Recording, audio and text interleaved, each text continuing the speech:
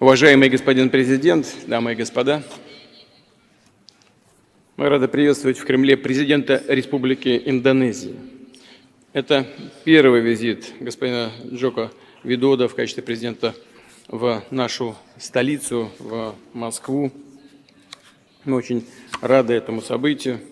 Подчеркну, Индонезия – один из наших ключевых партнеров в Азиатско-Тихоокеанском регионе. Российско-индонезийские отношения носят конструктивный и обоюдовыгодный характер, стабильно развиваются на основе давних добрых традиций дружбы и взаимопомощи. Напомню, что наша страна помогала становлению индонезийской государственности, укреплению позиций молодой республики на международной арене. При участии наших специалистов, инженеров, строителей в Индонезии были возведены крупные объекты транспортной и промышленной инфраструктуры, стадионы, госпитали, другие важные учреждения, многие из которых продолжают работать и по сей день. Что касается наших с господином Джоко Видодо сегодняшних переговоров, то они прошли в деловом ключе, были весьма содержательными. Естественно, особое внимание уделили торгово-экономическому взаимодействию, которое демонстрирует хорошую динамику. В 2021 году, например, двусторонний товарооборот увеличился более чем на 40%, а за первые 5 месяцев текущего года прирост составил свыше 65%. В этом контексте с обеих сторон была выражена заинтересованность в активизации работы Российско-Индонезийской совместной комиссии по торгово-экономическому и техническому сотрудничеству. Дополнительные возможности для наращивания взаимовыгодного экономического партнерства, увеличения коммерческих обменов между нашими странами – все это открывает новые возможности. Большое значение придаем и созданию зоны свободной торговли между Индонезией и Евразийским экономическим союзом. Рассчитываем, что до конца года состоятся переговоры по соответствующему проекту соглашения, и они будут результативными. В Индонезии работают многие наши компании, энергетические в том числе. Проявляется интерес к развитию национальной атомной энергетики. Госкорпорация «Росатом», располагающая уникальным опытом и компетенциями, не имеющими мировых аналогов, технологий, готова поучаствовать в совместных проектах, в том числе связанных с энергетическим применением ядерных технологий, например, в медицине, в сельском хозяйстве. Имеется хорошая перспектива для деловых контактов по развитию транспортно-логистической инфраструктуры. В частности, компания РЖД могла бы подключиться к реализации масштабной инициативы руководства Индонезии о переносе столицы страны на остров Калимантан. В этой работе, масштабной, безусловно, могла бы принять и российская столица Москва, которая демонстрирует очень хорошие темпы и качество собственного развития.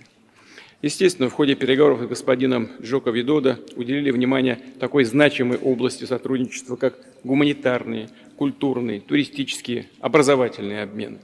Этому в том числе будет способствовать смягчение антиковидных ограничений для поездок граждан, а также существующий безвизовый режим.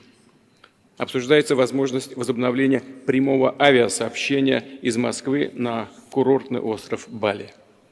Еще одно перспективное направление гуманитарного взаимодействия – расширение межрегионального и межрелигиозного диалога, с учетом того, что по численности населения Индонезия является крупнейшей в мире исламской страной. Упомяну, что недавно впервые в истории Джакарту посетила делегация российских мусульманских регионов. Конечно, говорили по вопросам, которые сегодня интересуют весь мир, все страны, имея в виду снабжение мировых рынков продовольствием, другими товарами сельского хозяйства, в том числе минеральными удобрениями. Мы не раз подчеркивали, что разбалансировка рынков продовольствия – это прямое следствие многолетней и безответственной макроэкономической политики ряда стран, бесконтрольной эмиссии и накапливания необеспеченных долгов. И ситуация усугубилась с началом пандемии коронавирусной инфекции. Однако западные страны, не желая признавать ошибочность своего экономического курса еще больше дестабилизирует глобальное производство сельхозпродукции, вводя ограничения на поставки российских и белорусских удобрений, затрудняя экспорт на мировые рынки российского зерна, усложняя страхование перевозящих зерно сухогрузов и проведение банковских оплат по торговым контрактам. Подчеркну еще раз, Россия была и остается одним из основных мировых производителей и экспортеров продуктов питания. Поставки наших сельхозтоваров осуществляются в 161 страну мира. В прошлом году экспортировали более 43 миллионов тонн зерновых, из них только пшеница 33 миллиона тонн. В нынешнем году прогнозируем хороший урожай зерна, что даст нам возможность наращивать на внешние рынки наши поставки до 50 миллионов тонн соответствующей продукции. Точно так же готовы в полной мере удовлетворить спрос аграриев из Индонезии и других дружественных государств на азотные, фосфатные, калийные удобрения и сырье для их производства. Как известно, доля России на мировом рынке минеральных удобрений составляет 11%, а по некоторым наименованиям превышает 20%. В прошлом году поставили за рубеж 37 миллионов тонн этой продукции. И мы, безусловно, намерены и далее добросовестно исполнять свои контрактные обязательства по поставке продовольствия, удобрений, а также энергоносителей и других критически важных товаров. В этой связи считаем крайне важным восстановить нарушенные санкциями цепочки поставок. В ходе переговоров, разумеется, затрагивались также и некоторые другие наиболее актуальные региональные и международные проблемы.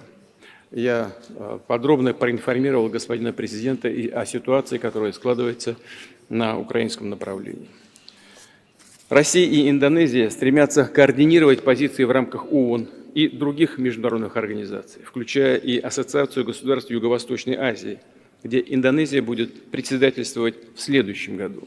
К слову, на днях господин Джоко Видодо в качестве приглашенного гостя участвовал в саммите БРИКС+. И мы, безусловно, поддерживаем усилия Индонезии и лично господина президента по подготовке и проведению двадцатки, которая в этом году должна состояться в Индонезии. В заключение хочу еще раз поблагодарить господина президента за продуктивные переговоры. Убежден, достигнутые сегодня договоренности будут способствовать дальнейшему укреплению российско-индонезийского многопланового партнерства. Благодарю вас за внимание.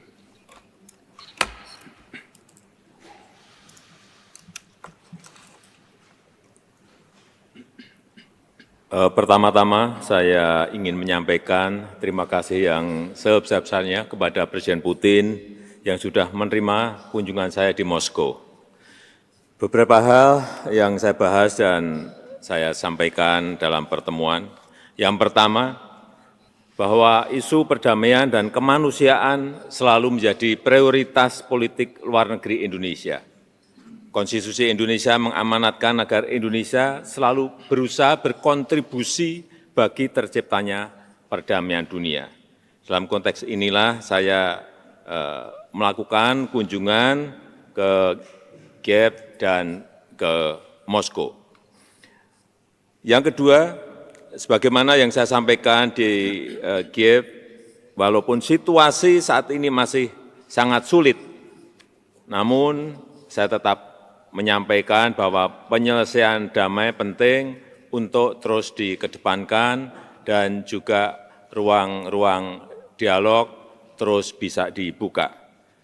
Saya telah menyampaikan pesan Presiden Zelensky untuk Presiden Putin dan saya sampaikan kesiapan saya untuk menjadi jembatan komunikasi antara kedua pemimpin tersebut.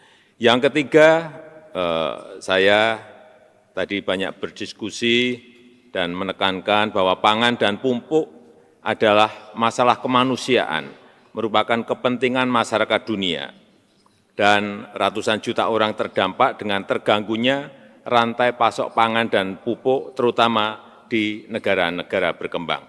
Saya sangat menghargai Presiden Putin yang tadi menyampaikan bahwa memberikan jaminan keamanan untuk pasokan pangan dan pupuk, baik dari Rusia maupun dari Ukraina. Ini sebuah berita yang baik.